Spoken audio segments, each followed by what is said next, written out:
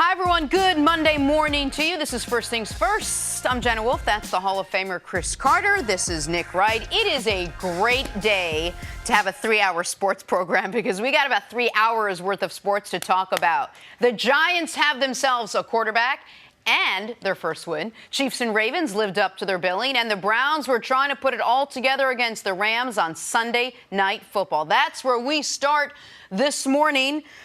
First Energy Stadium, Browns keeping it close throughout the night. Last drive for Cleveland, down 7, ball on the 4. First down, Baker, incomplete to Jarvis Landry. Second down, Baker, incomplete pass to Jarvis Landry. Third down, Baker, incomplete pass to tight end Demetrius Harris. One last chance, fourth down, because that's how football works. Baker picked off by John Johnson. That will seal the game. Rams escape with a win. For the Browns, another rough outing for their much-hyped offense as they fall to 1-2 on the season. After the game, here's head coach Freddie Kitchens. You know, if you're looking to blame somebody, blame me. Don't blame any of our players. Don't blame any of our other coaches. Just blame me because I can take it, all right? So, you know, just blame me. Go write your article and say I messed the game up. Go write your article and say it's my fault the things not looking like it did last year because of this. You know, we got nothing but support for Coach Freddie. He's done a phenomenal job, so just got to take a look at the film. I mean, I know what you guys are going to try and do is talk about the play calling, but you know what? That's why I said execution's the most important thing. You know, whatever we have called, we got to do our job.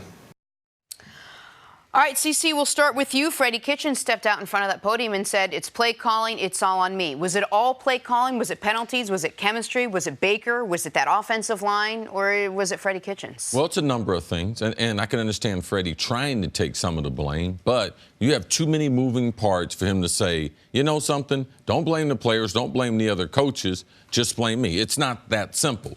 But as far as the fourth down, the draw called, I hadn't seen in all my years of watching, since I coached Little League, on fourth down, I'm getting ready to run a draw, 4th and 9, and be able to pick it up. Like, when you can throw the ball as well as you can throw it, and if I put the ball in the air, there is a chance I can get pass interference. So once you decide to run, you negate all that. Now, if he told me their rush was so fierce, they were going to let the guys up the field, they had a plan to get up on one of the linebackers and be able to split it, yes, but explain that to me. But in that situation, it's very, very tough. 4th and 9. And all the stats that they've been keeping, they've only been keeping stuff like this for, I think, like 13 years. There was no stat. They were in this category. No one had ever run a draw. So Freddie Kitchens taking over the overall head coaching responsibility, is it now affecting his play calling? Most of the time it does. It takes some experience in doing that. That was not the type of film from a play calling standpoint that they're going to send the film to Canton and it's going to be in the Hall of Fame. But from a positive standpoint, he did get this team ready to play. They had 3 of their 4 starters in their secondary were not available to play in the game, and they played well enough that they still could have won the game and holding down the Rams' running attack. Jared Goff made a couple plays against them, but overall, I thought Freddie Kitchens had this team ready to play. So we can't miss out on that defense and how the defense played, given 3/4 of the secondary wasn't available. So to me, these are 2 separate categories. The play calling, the 4th and 9 was, as Cris said, unprecedented in recorded NFL history. And then what you showed in the highlight and what he was talking about at the end was you have 1st and goal at the 5 with all your timeouts. And he said he should have run the ball at least once, if not twice. See what you could do, because they were, that draw play notwithstanding, more effective running the ball than throwing the ball yesterday. So I think both of those choices, not running the ball at all at 1st and goal and the 4th and 9 draw, were bad choices. But the Browns lost for a litany of other reasons. And the reasons they lost, the reasons they're 1-2, are the reasons, almost all of them, the concerns you had going into the season, Jenna, they have all reared their ugly heads. Concern number 1. Freddie Kitchens, guy who was a running backs coach this time last year, all of a sudden becomes the head coach of the team. He is promoted and promoted and promoted again to where he's at the top of the mountain. He's just a total unknown. Through 3 games, he has some work to do. Concern number 2. the one spot where on paper the Browns were not a great team. Their offensive line has been as bad as advertised. The offensive line's been a concern, and Baker, it seems to be seeing ghosts at this point because he's running before there's even pressure at times. Collinsworth pointed out last night, and I thought did a good job on it, that sometimes Baker's rolling to his right in a clean pocket before he has to, because there has been so much pressure. And the third concern was Baker Mayfield against good competition, even in the great run last year against good defenses, he struggled. Thus far this year, he has struggled mightily. So they are 3 for 3 on the concerns, the reasons why the Browns wouldn't live up to the hype that I had them and many had them living up to. All of those concerns are showing up, and it does not get any easier when next week you go to Baltimore. Look, their defense played well against a Rams team that could have put up a lot of points. They managed to hold them, and that is a positive. But let's get back to that offense again, because that was supposed to be the sure thing. They have all the weapons. They have all the talent. And somehow, some way, they're not quite putting it all together. OBJ did not have the big game like he had last week. What do you think is holding them back? Yeah, well, most people in offensive football trying to understand it realize it's about continuity. It's about rhythm. And if you can't get the quarterback into a rhythm, I like the way they ran the ball against the Rams. And the Rams have a stout front seven, but their inability to pass the ball. Not too surprising, we shouldn't be, because OBJ missed a lot of training camp. They didn't throw a lot in the offseason. So they do. They lost their tight end last week. So he's another missing part. Kareem Hunt is not coming back till 8 games, and he wasn't there last year. There is no carryover for the most part in offensive football. You start from the drawing board, especially when you have several new starters on that offensive line. Looks like they missed Ziegler, who they traded him, the guard, and with the Giant, traded him to the Giants in the Olivia Vernon trade. So the overall continuity, there's a number of offensive lines in the league struggling. Cleveland is not the only one. In passing game, not to make excuses for them, but they need another speed receiver. Antonio Callaway suspended for the first 4 games of the season. You could see the Rams clamping down on them because not afraid, doubling OBJ most of the time, but not afraid of the other wide receivers. So there is a number of things that you look for the Browns to be able to improve if they're going to be able to get back in this playoff run as we're early in the season. And there was a point in the game where if Baker got the ball out in less than 2.5 seconds, he was 12 of 13. And if it was more than 2.5 seconds, he was 1 of 7. And that was indicative for how that game went. They were clearly concerned about being able to block the Rams. Aaron Donald had a big game. I think it was only 1 sack, but he was all over the field. You also, again, had their edge rushers, Clay Matthews, who they brought in, and Dante Fowler showed up, and so they clearly had a plan to get the ball out of Baker's hands fast. But when you do that, unless you have the Odell catch and run for 89 yards, there's going to be an upper limit on how effective your downfield passings are going to be because the receivers aren't going to have time to have routes develop deep down the field. They don't have faith in their offensive line to be able to block any legitimate front, which again is why the Baltimore game should be a concern. And Baker, on the few times he has a clean pocket, if he doesn't have a quick throw, he was rolling to his right repeatedly last night, sometimes out of necessity, sometimes not. And that breaks things down. There was a play where he ran into the rush. Aaron Donald was blocked, and he ran to where Aaron Donald could get pressure. Baker's got to be better. Freddie Kitchens can say, put it on him, and the offensive line obviously is going to be criticized. Baker, through 3 games, has not been the player we saw him at the end of last season. He's got to be better. All right, Browns fall to 1-2 with the loss to the Rams last night. As Nick said, doesn't get any easier in Baltimore next week. Are you ready for what's ahead? You can't always predict the future, but you can game plan for it. Generations of families and businesses have harnessed the power of Pacific to help them reach their unique goals. Whether you need to save money to meet your needs, ensure your family is protected, or make sure you don't run out of money, Pacific Life has a variety of financial solutions that can help. Pacific Life counts more than half of the 100 largest U.S. companies as its clients and has been named one of the 2019 World's Most Ethical Companies by the Ethisphere Institute. Protecting what matters most to people for 150 years and counting, that's the power of Pacific. Ask a financial professional about how Pacific Life can help you game plan for your future, or visit www.pacificlife.com.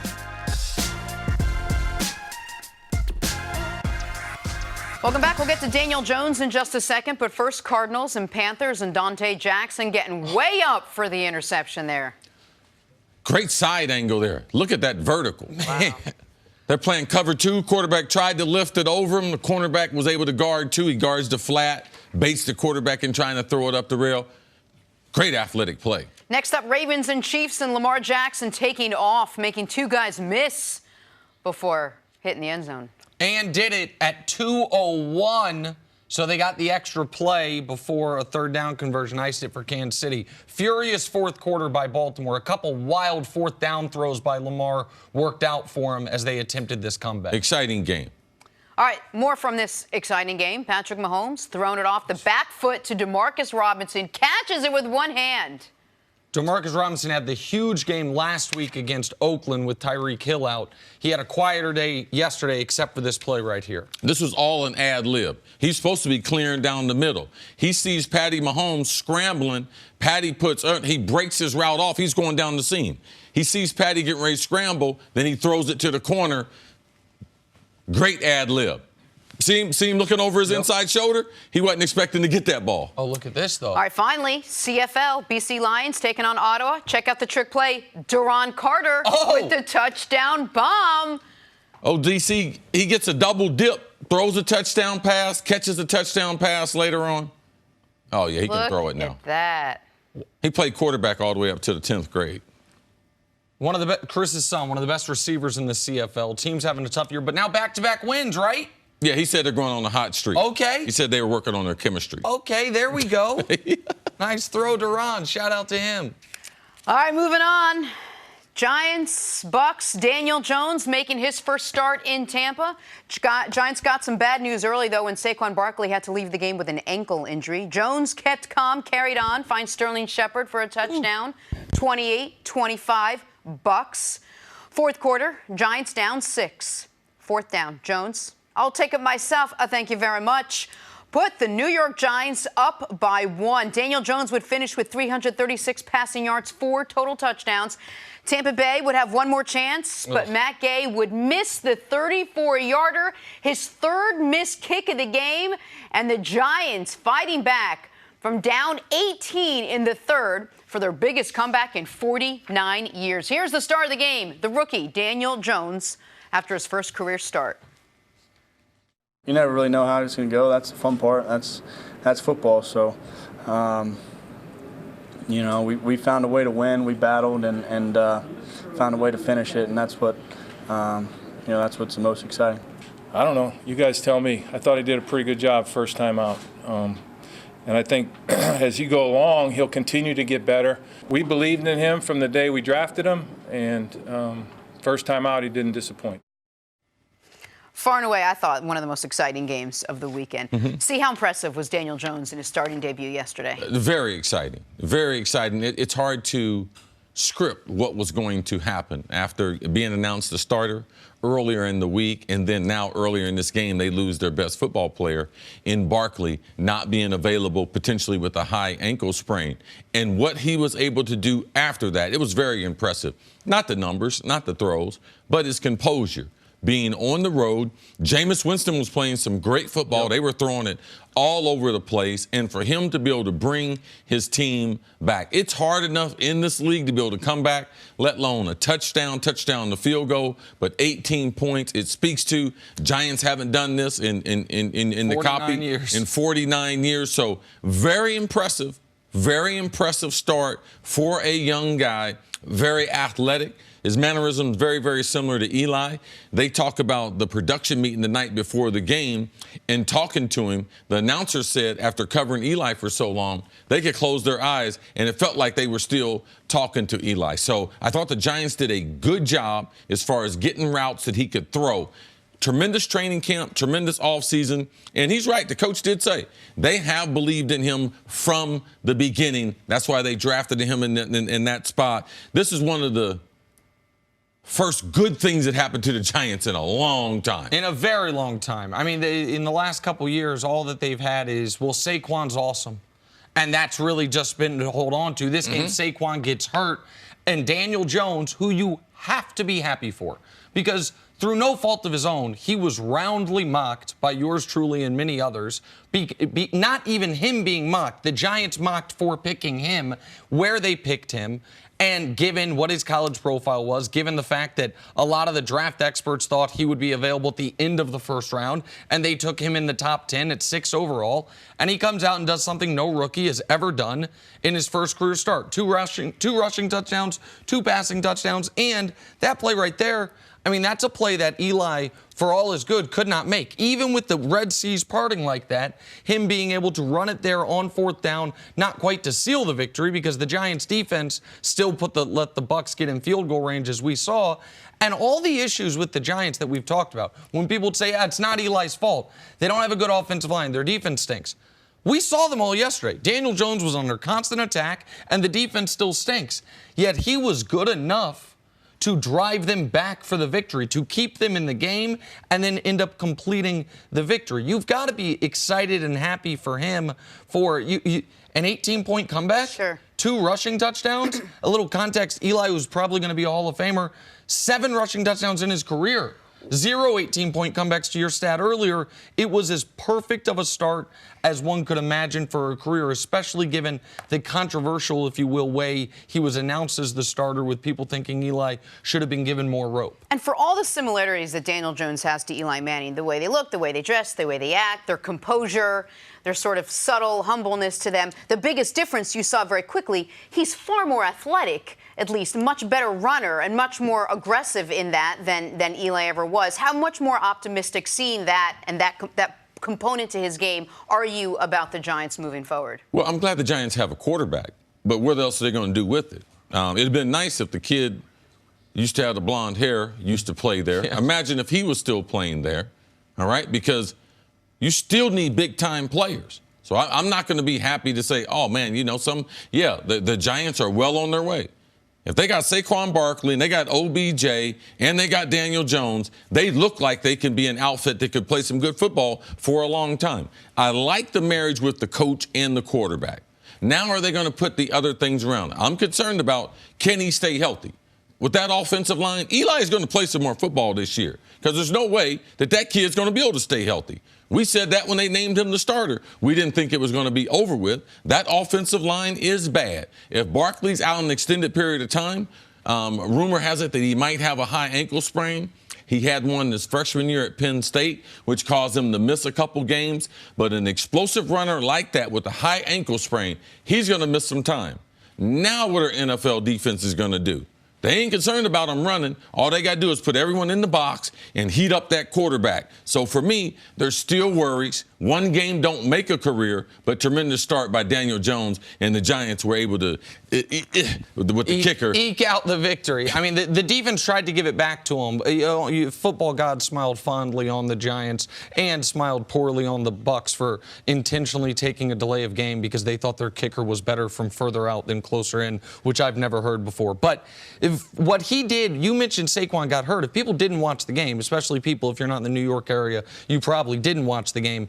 I mean, Saquon got hurt early in this game. He had in the game 8 carries for 10 yards, and a few receptions. They did this with no running attack, aside from Daniel Jones on that touchdown. They did this having to pass the ball. By the way, not only no Odell, of course, but still no Golden Tate, who's still out with a suspension.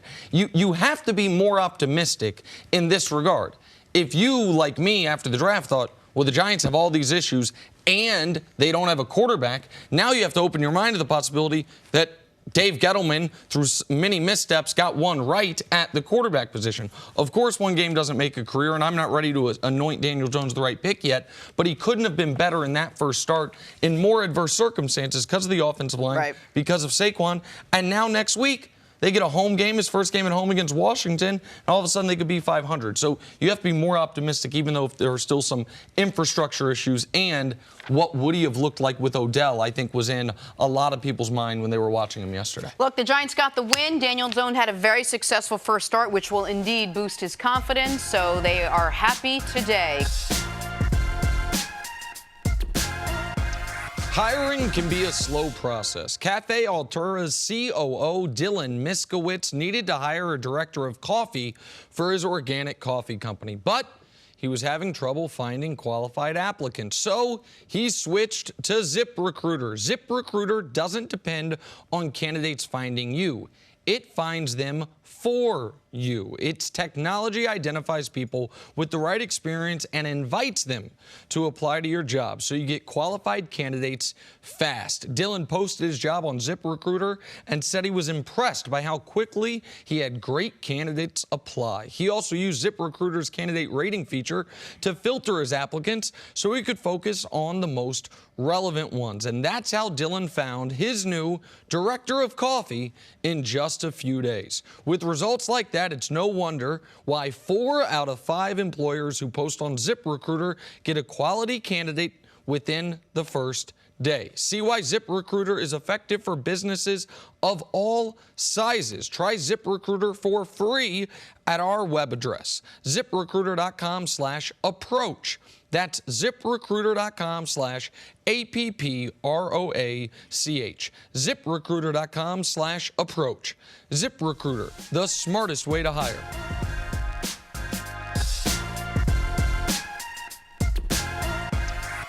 The Rams beat the Browns 20-13 on Sunday Night Football to improve to 3-0. Jared Goff threw 2 touchdowns to Cooper Kupp, and the Rams defense came up big to put this away at the end. See, what'd you make of the Rams win?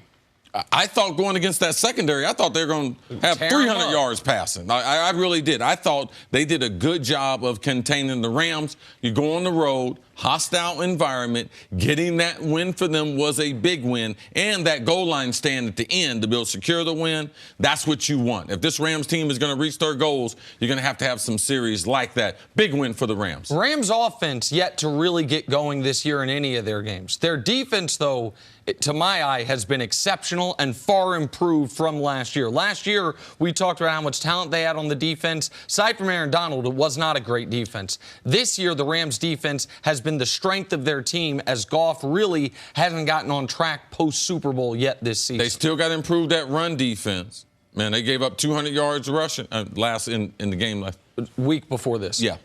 On to the Saints now in Seattle, where Teddy Bridgewater got the start. I'm football overload. I got you, For bro. New Orleans, Teddy threw for 177 yards, 2 touchdowns. Saints get their first win without Drew Brees since he joined the team back in 2006. Nick, what did you take away from the Saints win? Well, this was all hands on deck. Punt return touchdown, start the game. Then you get a defensive score, scoop and score. You get a touchdown right before the half, and in the game, statistically, it looked like Seattle, was yardage-wise, had somewhat dominated. They were getting crushed. And if you take Seattle out of their ineffective running game, that's not what they want to do. And all of a sudden, they're getting blown out where Teddy doesn't have to do much. Kamara was great. Special teams were great. Defense was really good until the end. That's a great way to get a victory in a hard-fought environment, for the New Orleans Saints. That's elite coaching by Pete Carroll. He had that team ready. By Sean Payton. By Sean Payton. They knew going against Pete Carroll, man, going into Seattle, how teams have struggled through the years. But, man, what a team win that was. Dominant up front, took the pressure off their quarterback, told us during the week, oh, yeah, don't know who the quarterback's going to be. Yeah, we knew who the quarterback was going to be, Teddy, and he was going to protect him. Alvin Kamara was the best player on the field yesterday. Sean Payton leaned on him. Big win going to Seattle and get out there with the W. And a painful loss for Pete Carroll, who got he got his nose. Face. He got nose broke in pregame. Some player hit him with a football. Kendrick's about to catch another charge, man. All right, the Cowboys were favored by 22 I think and a half there's a special points on nose jobs and everything, man. over Miami. Oh, you think Pete Carroll and I can get a 2-for-1? Is what you're saying? All right, thanks, C. The largest spread week 3, according to Fox Bet. They covered with a 31-6 win to remain undefeated. Ezekiel Elliott rushed the ball 19 times, 125 yards, while Dak Prescott added 3 touchdowns. See what you make of the Cowboys' performance yesterday. Good win. Man, it's not every Sunday you get a high school team to be able to play against. Man, the Dolphins. I was happy for Josh Rosen, though. He did look good playing the Dolphins. This is just a matter of showing up. Nick had said last Wednesday, hey, Cowboys are 0-3. It's like 3-0. They're 3-0 now. Exactly. And I was correct. I had my crystal ball, and I was correct on that. This is a great sign for Dallas in this regard. And I know it's the competition. Everyone this year, you have an asterisk next to your Dolphins game. I get it. This was Dak's worst game of the year, and he was fine. Like, Yes. it's not like his worst game of the year was a disastrous game. He was fine. But when you get 125 from Zeke and 100 from Tony Pollard, you're not going to have to do much. And so, yeah, Cowboys finished the softest part of their schedule, 3-0 the way they needed to. Now the D-line starts coming back. Cowboys looking better than I think anyone realistically this side of Skip Bayless could have expected. They look great. And they kept Zeke healthy, and now he's fresh-legged moving forward. On to the Eagles. Yesterday, they hosted the Lions in Philly. Many expected the Birds to roll, but they came up short, losing 27-24. The Eagles banged up, and the Philly receivers did not help out Carson Wentz. The team had 7 drop passes, 3 offensive pass interference penalties. CeCe, what did you take away from the Eagles' loss yesterday? If Buddy Ryan was talking to him, he'd tell him he'd cut him. I remember playing a game like that where I dropped 3 passes. We had a team meeting. We won the game. He got up for the team meeting and said, good win yesterday. Cris Carter, you ever play like that again? I'll cut you. Later on, he's going to cut me about some other stuff. But Whatever. You do not drop that many passes in an NFL game. And what you start to see, drop passes are contagious. You start dropping them early. Guys see you dropping them, then they lose confidence in their hands. Then the quarterback, he can't even fit the ball in there for you to be able to catch it. So it's hard to win an NFL game with that, being that careless with the football. Their ball security, Nelson Aguilar, targeted 12 times, comes up with 50 yards. When you know you need him to have one of the better games of the season, you know your guys are down. You know Alshon's down. You know D-Jack is down. He needed to step up. He didn't step up in a big way. He personally should be able to take a lot of responsibility for this loss. Carson Wentz, he hung in there as much as he could, but when you drop the ball that many times from a wide receiver standpoint, it's hard to overcome it unless you have the defense create a handful of turnovers. I remember the first time someone told me yawning is contagious, that if you yawn, it makes someone else yawn. I said, that is the most ridiculous thing I've ever heard. No, it's true. But you There's look it up, it's science true. behind it. Cris has said drops are contagious forever. Now, there's not science behind it, but there does seem to be a hell of a lot of video evidence. And it's one of the reasons you're so hard on some of the top-flight wide receivers when they have a drop, because you've said forever, if you see OBJ drop a pass, Jarvis is more likely to. If you see your best guy drop a pass, and I don't know why that's true, but it does appear to be true. Most athletes are visual learners, and visually they visualize and they see it, and they can see themselves, because you see it on the Jumbotron. And you see the uniform and everything, and for a fraction of a second, you think that could be you. So I close my eyes all the time. When I watch those drops, when I watch them on the film, I always close my eyes because I don't want my brain taking those pictures. And it's obvious. When you go to practices in the summer, one guy drops it, then the next thing you know, another guy starts to drop it. Very seldom do we see it like we saw it in the Eagles game, Nick. And you mentioned Aguilar. Aguilar also had a pass he caught that he then fumbled without being touched, it looked, while turning. That was an enormous play before the half that led to the Lions being up 10 at halftime. The Eagles this was a game that the Eagles, much like the Falcons game, by the way, where they didn't play well, yet could have won despite themselves and couldn't get it done. Malcolm Jenkins makes a great play at the tail end of the game to block a field goal. It gets returned inside the 25. Jenkins offsets his great play of blocking the field goal with an unnecessary block in the back. So Philly, instead of being set up... That was an awful call. Okay. That was an awful call. Okay, so... Yeah, that dude turned his back. Fair enough. Whether it was the right call or not, the point I'm making is Philly looked like they were set up down 3 in field goal range. Touchdown wins it. Field goal forces overtime. Now all of a sudden they're at midfield. And it also speaks to what kind of day it was for them. All day long. It was Philadelphia. It looked like Detroit. Nobody returns kicks for touchdowns in the NFL anymore. They have tried to remove that from football. Kick return touchdown for Detroit. Philly at home, losing to Detroit. Now, I know Detroit hasn't lost, so maybe I'm not giving them enough credit. But losing at home to Detroit, when Dallas just coasting right along, 3-0, Philly now 1-2, and you told us at the beginning of the segment, they play in Green Bay in 3.5 days. Man, that's a good way to start 1-3 and to be up against it to start the season. Yeah, a team with the deepest roster, so much optimism coming in, stumbling out of the gate so far this season. Hey guys, this is Jenna Wolfe. I'm here to tell you about Noom. Some people think that all diet and weight loss plans are the same, but that's because they haven't tried Noom.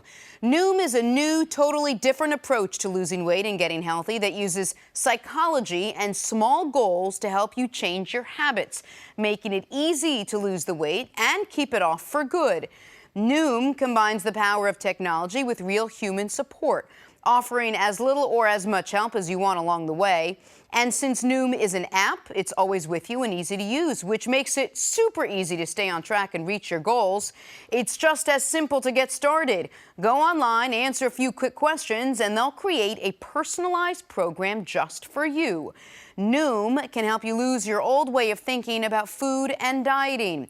So what do you have to lose? Visit Noom.com/podcast, Noom.com/podcast, and start your 14-day trial today. Change your habits, change your mind, change for good with Noom.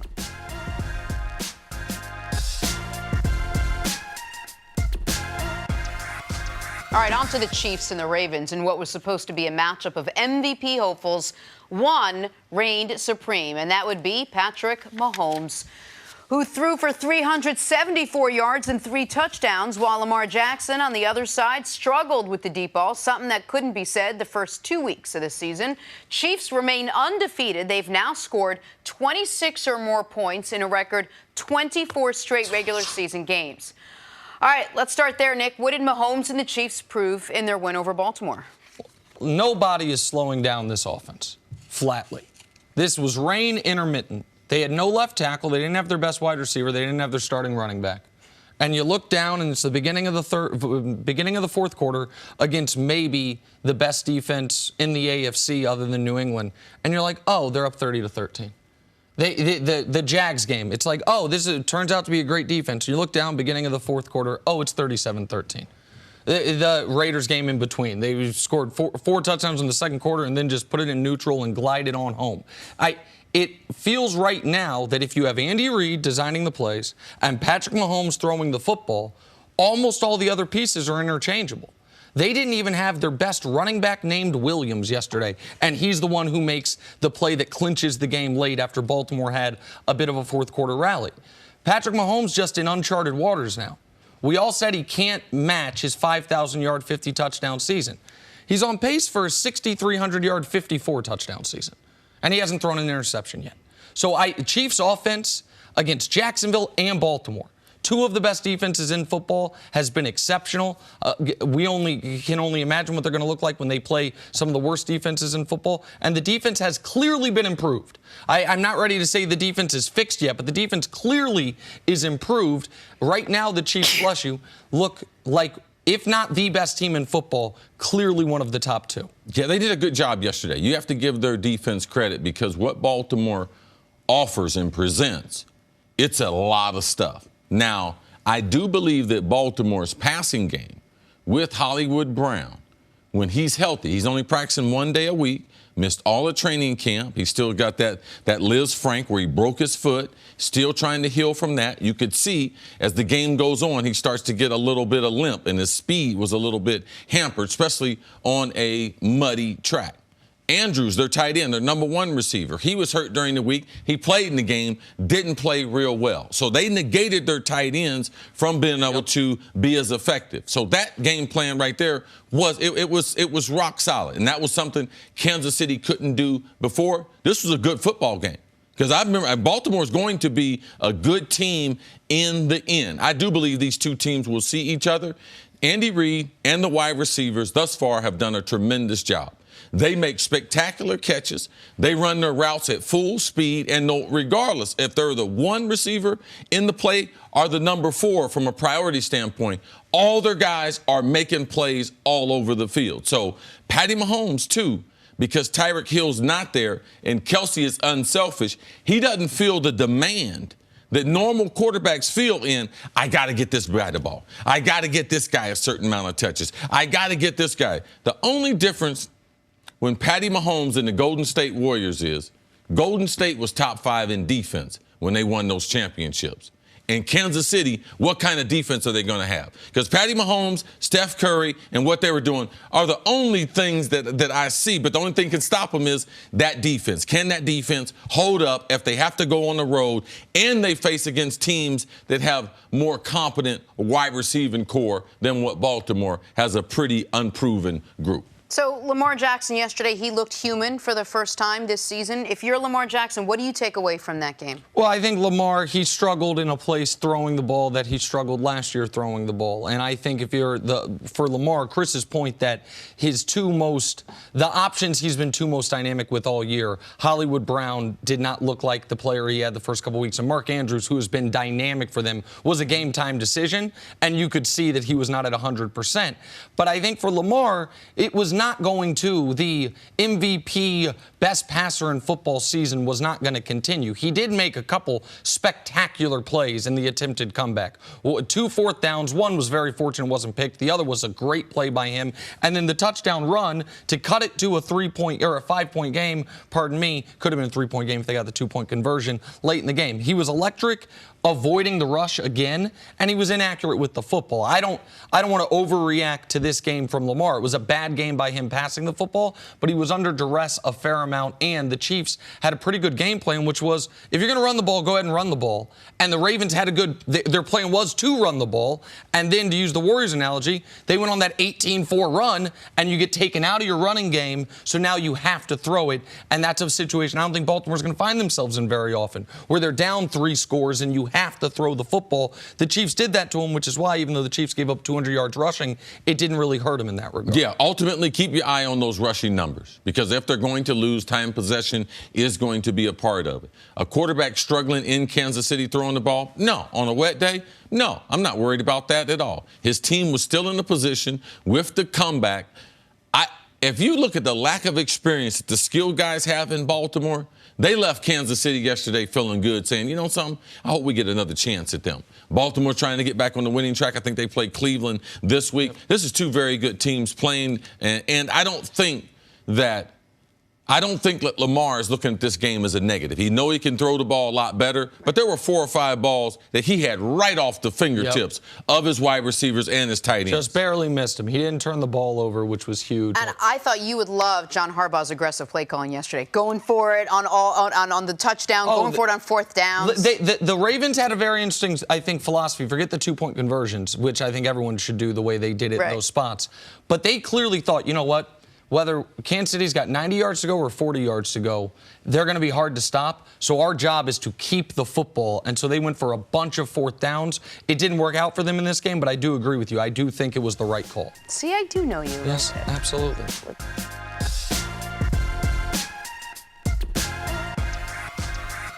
Back here, first things first, Super Bowl champ Cris joins the conversation this morning. Happy Monday, Cris. Nice to see you. Good to see you, Jenna. A lot going on in week 3 in the NFL, so let's get to it. Absolutely. You took all my words away. I'm just trying to help you out, Jenna. You know, the more you can do, the more valuable you are. Sunday night football. I need you here Friday, man. Danny Cannell, man. Oh, man. We'll talk about that off the air. Jenna, tell us what's going on. Let's talk some Rams and Browns. We are going to jump ahead to Cleveland's final drive. Down 7. Ball on the 4. First down, Baker. Incomplete to Jarvis Landry. Second down, Baker. Incomplete to Jarvis Landry. Third down, Baker. Incomplete this time to tight end Demetrius Harris. One last chance. 4th down. Baker picked off by John Johnson, and that would seal the game. The Rams escape with a win. For the Browns, another rough outing for their much-hyped offense. They fall to 1-2 on the season. Here's head coach Freddie Kitchens after the game. You know, if you're looking to blame somebody, blame me. Don't blame any of our players. Don't blame any of our other coaches. Just blame me, because I can take it, all right? So, you know, just blame me. Go write your article and say I messed the game up.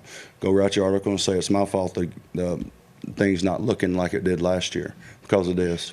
You know, we got nothing but support for Coach Freddie. He's done a phenomenal job, so just got to take a look at the film.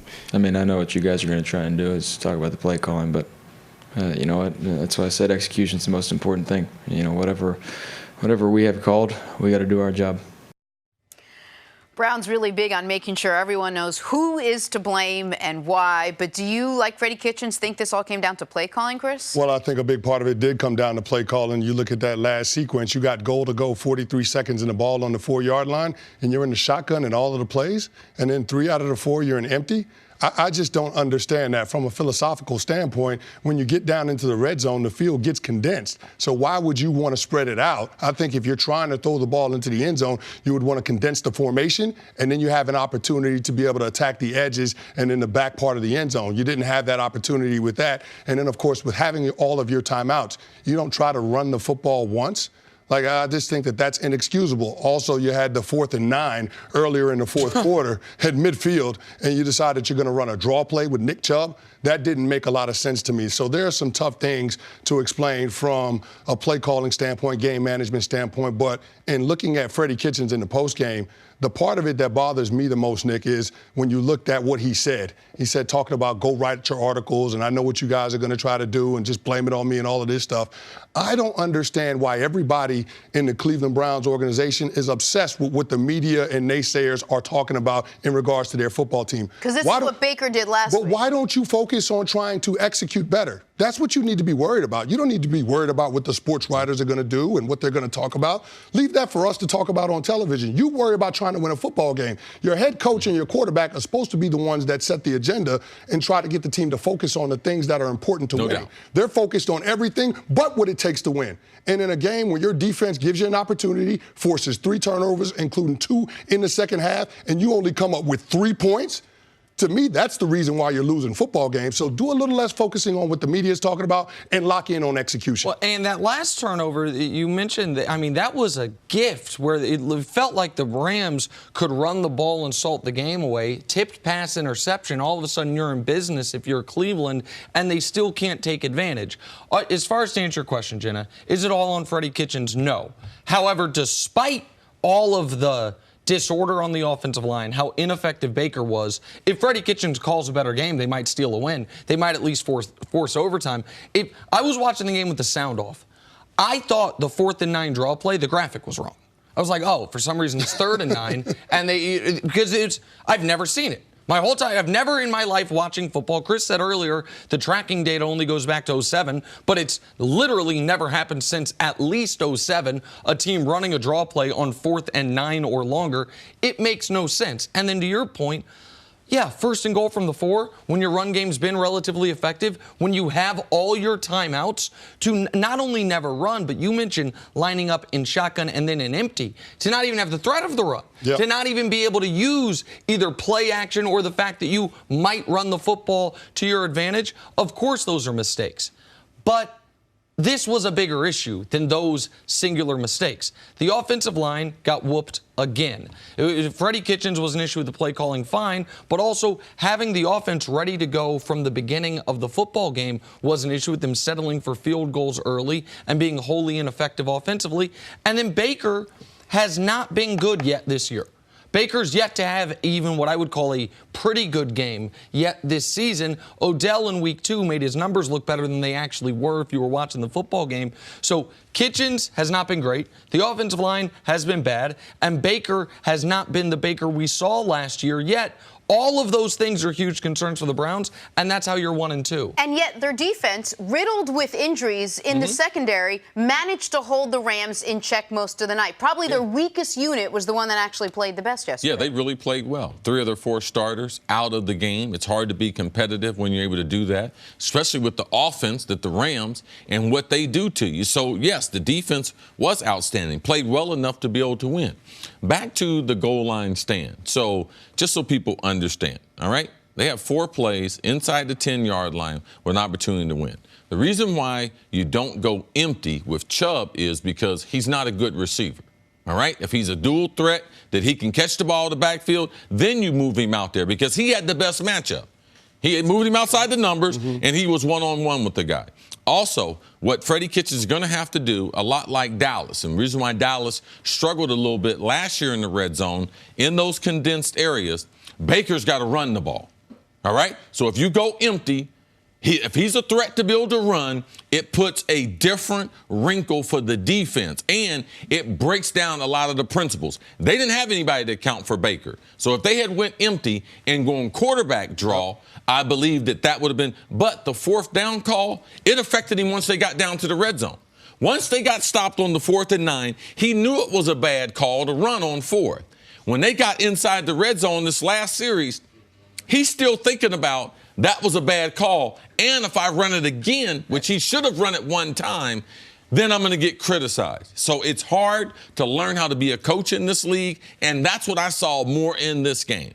A young offensive play caller now trying to manage the whole game made a couple of mistakes and prevented this team from trying to steal the win there at the end. Yeah, and another part about this, too, you got to stop the self-inflicted wounds. The Cleveland Browns are one of the most penalized teams in the National Football League. They're tied for the most called penalties. They've got 46. They've got the most accepted penalties, 35 for over 300 yards. So at some point, your head coach has got to instill a level of discipline in your ball club. And if you're averaging 15 penalties called on you in every single game, it's going to make it hard to win in this league. So at some point, the Cleveland Browns have got to get out of their own way and give themselves an opportunity to close out ball games. As CC says it all the time, games are lost as much as they are won in the National Football League. Yes. At some point, for a young team, they've got to understand what it takes to be able to win games.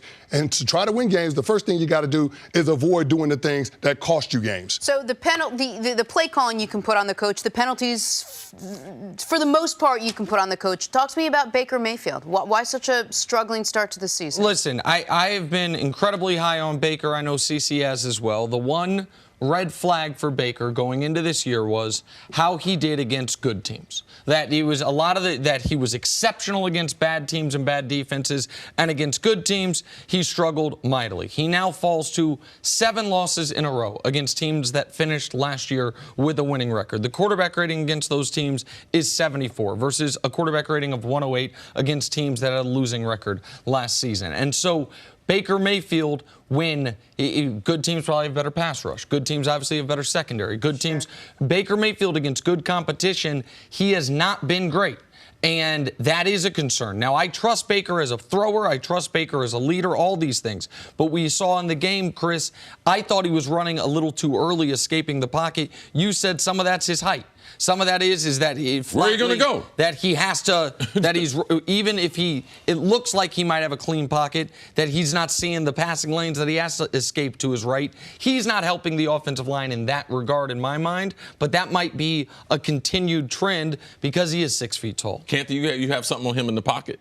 No. But when I'm struggling? But why would you stay in the pocket when I can't depend on the integrity of the pocket? Last night in the telecast, Collinsworth said he thought that he scrambled out a little too early. Well, that's what happened to young quarterbacks, let alone guys that are short. Mm-hmm. When you can't see and you start to get interior pressure, and by the way, Chris, Aaron Donald is playing on the other side. So to get spooked, it'd be the game to get spooked in. So Baker, they have to be able to try to clean up the pocket. That's what they did at a high level last year when Freddie Kitchens took over and was calling plays. And they got a tough test next week in the Baltimore Ravens.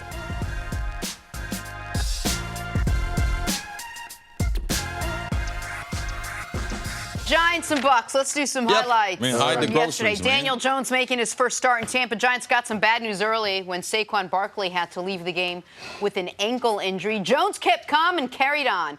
Watch him hit Sterling Shepard for a touchdown, 28-25 Bucks. 1:16 left in the fourth quarter. Giants down 6 now. Fourth down, Jones. Oh, I'll take it myself. Thank you very much. Right up the middle. Puts the Giants up by 1. Jones finished with 336 passing yards, 4 total touchdowns. Bucks would have one more chance, but kicker Matt Gay misses the 34-yarder. Third missed kick of the game, by the way. Giants fight back from down 18 in the third quarter, their biggest comeback in 49 years. Here's the star of the day, Daniel Jones, after winning his first career game. You never really know how it's going to go. That's the fun part. That's football. So, we found a way to win. We battled and found a way to finish it, and that's what, that's what's the most exciting. I don't know. You guys tell me. I thought he did a pretty good job first time out. And I think as you go along, he'll continue to get better. We believed in him from the day we drafted him, and first time out, he didn't disappoint. Chris Canty, you do radio here in New York. I would imagine a big portion of today's show is going to be around number 8, Daniel Jones. How impressive was he in this game? He couldn't have been better in his debut. I mean, you know, Daniel Jones went to my high school, so I support him. I root for the kid. I want him to be successful.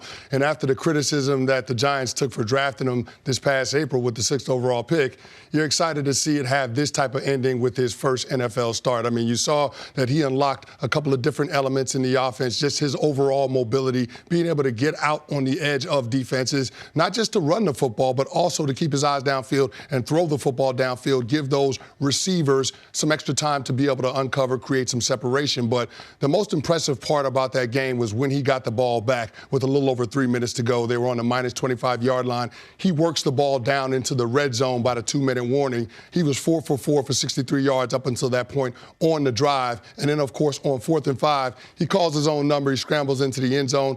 That's a play that Eli Manning can't make. That's a play that you've never seen from Eli Manning in his 16 years with the New York Giants, but it just shows you the kid's ability to stay cool under pressure and to be able to execute the offense. So for me, it's just his overall ability to be able to control his emotions and understand the execution part of it when the game is on the line.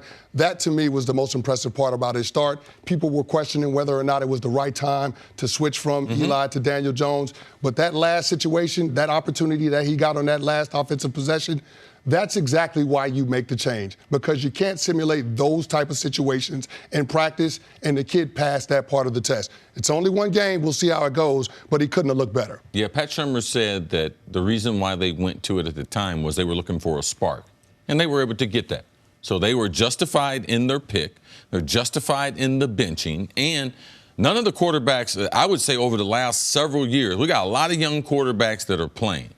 None of them were as impressive in the preseason as Daniel Jones was. He did everything that you would want. Successful in the OT. Everyone tracking this team was like, wow. Even though we might not have liked the pick, I didn't like the pick, didn't know as much about him as the other quarterbacks, and I thought Haskins was going to be a better pro, had better numbers, better competition, all those things. But the kid's here now. I'm not going to keep evaluating him on what happened in the draft. They make the draft pick. They're just laying assignments. The kid has done an outstanding job. At the end of the game, Tampa Bay blows a coverage. They're trying to play man underneath, playing zone on the back end. The safety gets out of place, and Canty called it. The young kid saw that, and he called his number. That wasn't a coach's call. That wasn't no quarterback draw. They didn't design it that way, but you know ballers when you see them, when they get in the game and they make decisions that remove everything from the coach. And that's what Daniel Jones did without having the best player, Barkley, for the most part in the game. So very, very impressed with his overall composure. He's done everything the right way, and he has a little zip on his ball that seems like the ball's moving with a little more velocity than Eli. So great debut by him and by the G-men. Now they finally have some good news coming out of that camp. The only difference between the Giants yesterday and the Giants we've seen over the last 2 years or so was the play of their quarterback, and field goal luck finally went their way. We've seen them lose a game on a 63-yard field goal. We've seen them lose games on a 57-yard field goal. They finally had a little field goal luck go their way. But the defense wasn't any better. Defense tried to give it away at the end. Mike Evans, you hit us over the head the whole game. You got 7 for $150 and 3 scores. Let's let you get another 30 to put him in field goal range. Offensive line wasn't no better. What was he, sacked 5 times? Yep, 4 by Shaq Barrett. Shaq Barrett now has, 8 on the season? I mean, he's been the guy you knew going into the game he had to block. Couldn't block him. And he didn't have Saquon. Saquon, 8 carries, 10 yards. Their running backs as a whole, 13 carries, 23 yards. So one of the few benefits Eli's had the last season plus was Saquon out there. He didn't have that. They won this game because Daniel Jones gave them an enormous spark at quarterback. The offense moved. The offense played with some confidence. The offense played at a pace I'm also not used to seeing. Part of that's because when you're down 18, you got to play at a pace. But there's no matter how critical you were of him before he got there, he now has as many great games in the NFL as he did in college. That speaks to why you would have been critical of him, but also how good he was yesterday. He becomes the first player ever to, in their first start, have 2 touchdowns passing and 2 touchdowns rushing. You couldn't have scripted it better, and the fact that the kicker for Tampa misses the field goal, so that's not a he was great in a loss, right. But now the Giants are like, hey, We're in second place in our division. They have some real optimism, even if we don't think this season's going to go great for them. It will have felt like it went great if he continues on a positive trajectory. Do you have a better sense of what the future might hold? I mean, it would be great, like Cece said, if you had OBJ back in there and Saquon was healthy, you put the three of them together with Pat Shurmur, but it is what it is. Are you more optimistic about the Giants' future? Well, I think you have to be optimistic about their future after you see the way the kid performs. A big part of trying to rebuild a football team is figuring out who your quarterback is going to be. You find a quarterback, you're halfway home. And so I think the Giants have so far to this point answered that question about who that guy is going to be. It's Daniel Jones, and the kid hasn't shown you anything that would make you think otherwise. Now, it's just a small sample size. We'll have to see how this thing evolves as we go along, but a couple of signs that you saw a player that was mature beyond his years. Yesterday against the Blitz, Daniel Jones was outstanding. He was decisive in his progression. He got the football out on time, so he was good in that aspect of the game. Also, with third downs, the first two possessions for the Giants yesterday, they had 4 third down conversions. They were 5 of 23 in the first 2 games on third down. So the kid's ability to be able to keep the offense on schedule, that's going to give you a chance. If you can continue to move the ball between the 20s, you're going to get scoring chances, and that's what this Giants offense has been sorely lacking. So the fact that you got that, I think Giants fans have to feel good about it. We've seen in recent history a couple of teams in the NFL, when they have their quarterback take some lumps after their rookie season, they find themselves in the postseason the next year. The Los Angeles Rams with Jared Goff, Chicago Bears with Mitch Trubisky, the Philadelphia Eagles with Carson Wentz. I mean, Pat Mahomes is a little bit of an outlier because his team was a playoff team in his rookie year, but even he got there. Canty's going to be doing an acceptance speech at the Hall. All I'm saying is this. Daniel Boone, goodness gracious. No, but all I'm saying is that's what you have to look forward to. No, I got but you. you know what I'm saying? Yeah, I got you. If you figure out who your quarterback is. Yeah, me and that dude went to the same high school, too. Going into year 2, that's what you're looking for. And with the number of young quarterbacks we have that will be starting next year when we start, the Giants should be optimistic. A year of free agency, let somebody else pick the players, though. What is the name of the high school? Shout it out. Charlotte Latin School. Larry McNulty was the head coach there. Daniel Jones, now the greatest Giant ever from that school. You knew that was coming. Come on, Canty. Classic. I got my Super Bowl ring. I'm good. Classic, too.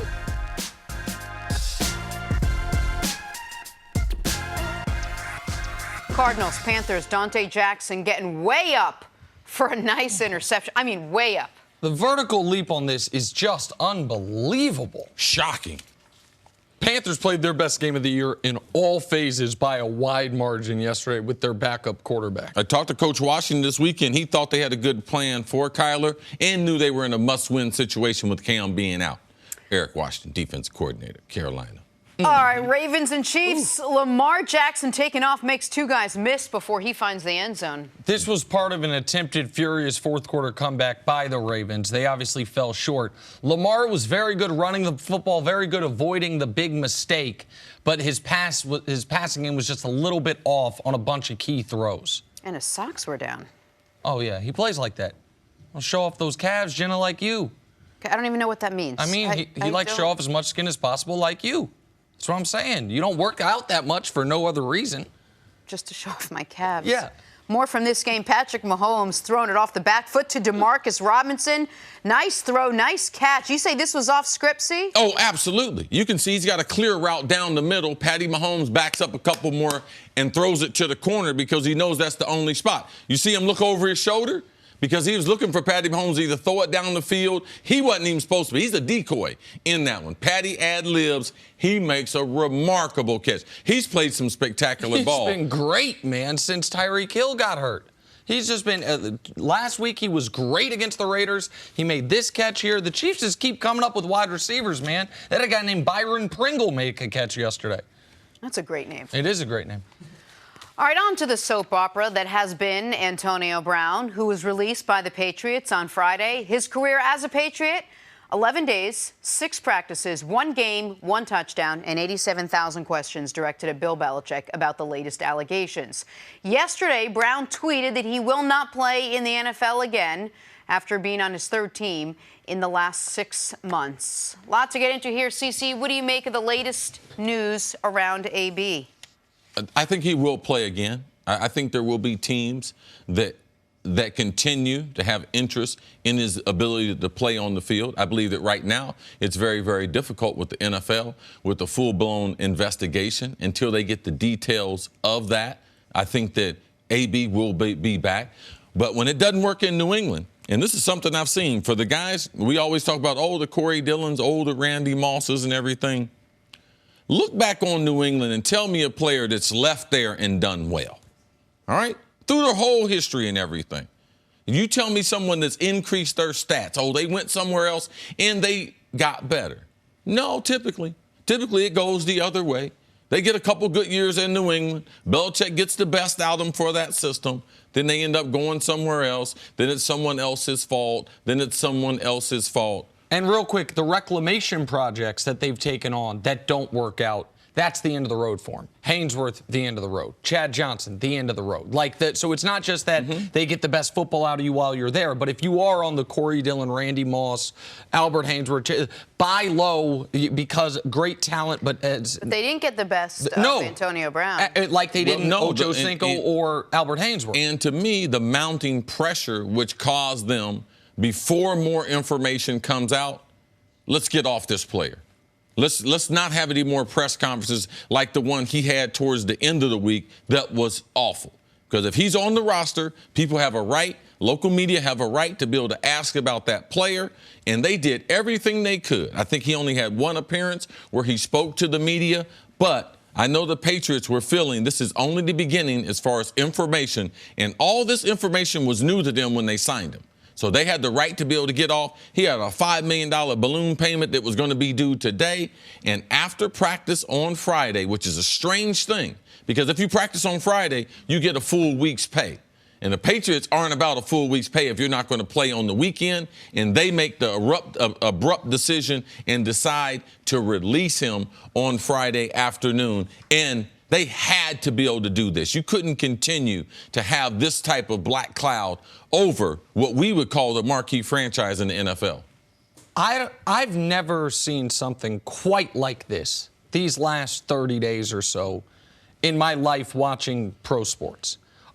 You guys remember the movie? It was a great movie with Richard Pryor, Brewster's Millions? Of course. Okay. So the premise of the movie is he has to blow $30 million. That was the number. In 30 days without telling anyone, and then he gets $300 million. Yes. And he was just doing all these crazy things. All the people around him were like, what are you doing?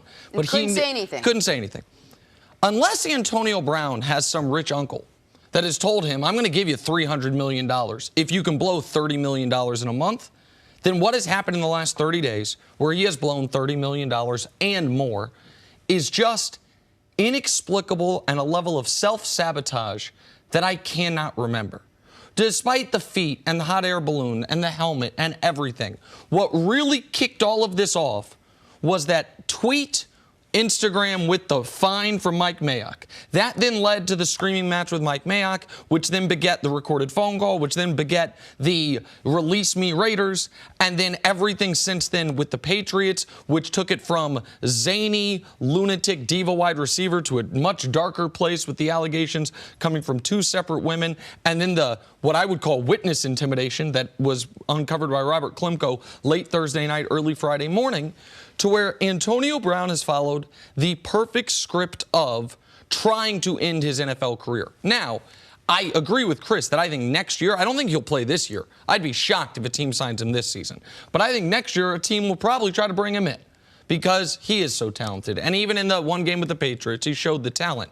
But no one should believe that all of a sudden the crazy behavior is going to stop. And by the way, no one should believe there won't be more allegations of misconduct from a player who, in Klimko's story, writes about had the police come to his house 3 separate times in 3 separate days consecutively. I mean, the destruction left in his wake from unpaid debts to allegedly harassed women. I don't think that's a player that's all of a sudden going to straighten up and fly right when he couldn't with New England. So that's why I don't think he plays again. I think he's seen his last days in the NFL. Because if he does go away, I don't think he's going to stay for a year quiet, off social media, not bothering anyone, stay in phenomenal shape, which is probably the most likely of anything he's set to do, and then be ready, available, a changed man, reformed, and ready to play in the NFL next year. But let's talk about this from the Patriots' perspective. Do they even miss a beat without Antonio Brown in that offense? Of course they do. Of course they do. We know their desperation. That's the reason why you go out and sign a player like this. Now, how will they get there as far as offensive productivity? They don't even know yet. Edelman got injured in this game. They don't know who they're going to have out there. They wish they had Demaryius Thomas that they traded over to the Jets. Now that AB, Josh Gordon is still week to week, day to day. So how they're going to do it, do they have a tight end that they can use as a weapon? Man, they're going to try to reinvent themselves. They will. They've only had a couple days to be able to adjust to this.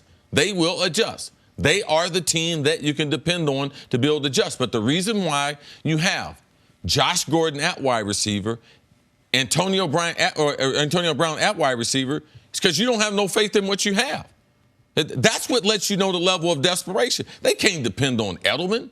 Edelman ain't no showstopper. He can't play outside the numbers. He don't put no fear in NFL defenses. And then he got bruised up yesterday, too. But Josh Gordon, they lost him late last year. They adapted. They will have time to be able to adapt to what type of team they're going to be. And if I'm teams, I'm putting pressure on Tom Brady.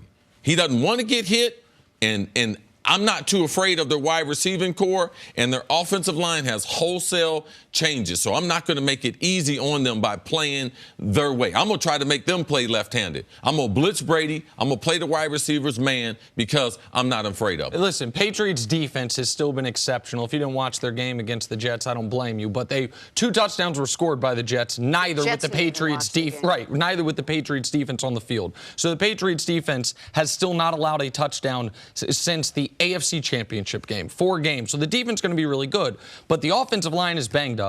The you know how we know how much the Patriots thought they needed Antonio Brown? Chris, you said something in the beginning there that I'll just be honest to the audience, I missed, which was that AB practice Friday. Those text messages to the second accuser were reported Thursday night. I saw him at 3:30 in the morning when I was waking up Friday morning. The Patriots saw him. And they decided. I know Patriots fans feel like, oh, man, he had a Dalai Lama moment. And they woke up, oh, you know something? We're above this. No, the Patriots aren't above this. Right. This is forced. All right? The mountain of public opinion and afraid of what potentially was going to come out. Something must have happened because those texts came out on Friday in the middle of the night, going into Thursday night. And he practiced Friday. So they had that information. And their plan was, we'll no comment and we'll play him. And then something happened in the next few hours while I was napping Friday when I woke up and he's been cut. And so I don't know what happened there, but it wasn't they saw Robert Klemko's story and said that was the final straw. They saw Robert Klemko's story, said, we need him so bad, we're still going to try to play him, and then something else, either an outside force or something, forced their hand and they cut him. I say that to say this. They don't do that if they don't desperately need him. They don't do that if they don't think we need this player, not necessarily against the Jets, but for the remainder of the football season. And his subsequent tweets since getting let go, which he's now erased. He's just going to keep shooting himself in the foot and blaming the whole world. I got to disagree with you guys because there's some awful rap sheets of guys in the league. For you guys to think that, that he's done some, no, it's some guys that done some really violent stuff that AB will get another chance.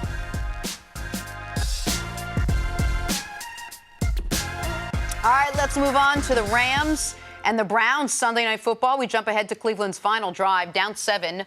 Ball on the 4, first down. Baker, incomplete to Jarvis Landry. Second down, Baker, incomplete to Jarvis Landry. Third down, Baker, incomplete. This time to tight end Demetrius Harris. One last chance, fourth down. Baker is picked off by John Johnson, and that seals the game. Rams escape with a win. For the Browns, another rough outing for their much-hyped offense as they fall to 1-2. Here's Baker Mayfield after the game. Don't hit the panic button. I think we realize how close we are, but that's the frustrating part, is we can't have continued mistakes. The same thing over and over again. We have to do our job and have to hit the reset button, look at the film, learn from it. I think we improved in a lot of areas, but when you play a team like that, the little mistakes will get you. Nick, is Baker right? It's too soon to panic if you're the Browns and you're looking at this offense? Of course it's too soon to panic, I mean, especially in this regard. They have Baltimore this week. They beat Baltimore. They're in first place in their division. So, yeah, it's way too soon to panic at 1-2 through 3 weeks. But there are a lot of flashing red lights in that building, and those are flashing red lights that are on top of warning signs we had going into the year. Going into the year, they were as talented, nearly as talented as any team in the league on paper. You had 2 major questions and 1 secondary question. The 2 major questions were the experience of the head coach and the ability of the offensive line. Both of those through 3 weeks seemed to be legitimate questions. And the secondary question was, Baker was sensational his rookie year, but if you separate it between good teams, bad teams, he was an A-plus guy against bad teams and a C-D-plus guy against good teams. How much will that improve his second season? Thus far, it hasn't.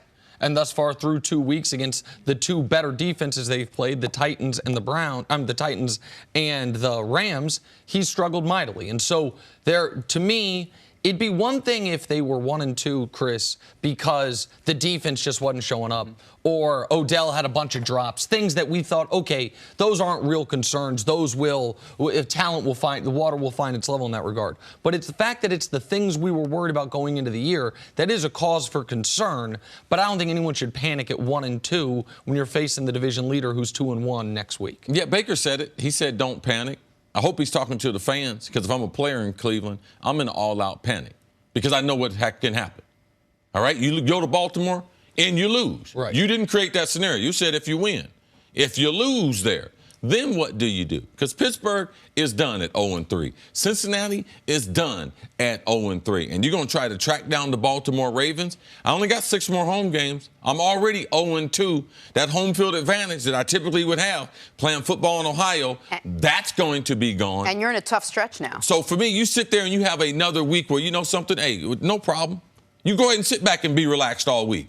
And next week, after the 4 quarters of Baltimore, you're 1-3. And you're wondering, where'd all this talent go? If you're not good up front, which their offensive line hadn't been good, if your team is not disciplined, and Cleveland is not disciplined, they got a lot of guys that either have lost in Cleveland or they've been around the league and haven't won there. That leads to being disjointed and having a lot of penalties and the team not being connected. So for me, when I show up today, if I'm one of the leaders, I'm in an all-out panic.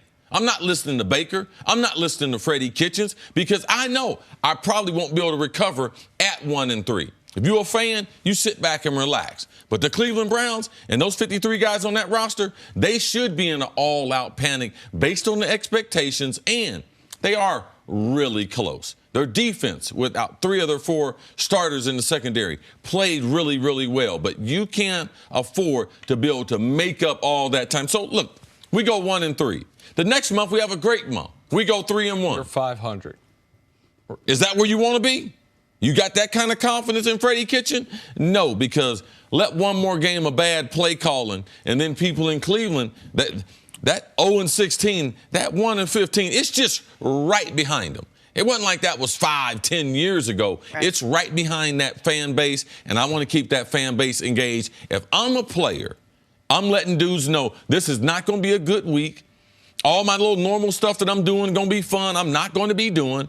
I'm getting locked in to try to pull off the upset in Baltimore next Sunday. Let me follow up real quick. Is there someone on the Browns who you think has that cachet, that experience, and that mindset to do that? Well, they don't have someone that has that type of playoff record that would understand what's going on. I know a guy like Sheldon Richardson. He's a huge help. Baker had said something about Duke Johnson this offseason about his contract, and I know Sheldon Richardson and some others had pulled him to the side and said that's not something that you can do. But you wanted to be able to depend on guys that have been in a playoff race. Baker ain't never been in no playoff race. Most of the coaching staff hadn't been in a playoff race there in Cleveland. So for me, what you don't know, it can hurt you to kill you. And they don't know that their season can be practically over with after the first month. And that's what they face in Baltimore. So if you're Freddie Kitchens, your to-do list is lengthy today. Play calling and penalties, that offensive line, your quarterback. What's the first thing you're going to sit down and tackle? Or what do you think has the most holes in it as you get ready for Baltimore? Well, the offensive line has been the biggest issue all year, and I think that in Baltimore it's not going to be any easier. Baltimore's got an excellent pass rush. They got an excellent full 11-man defense.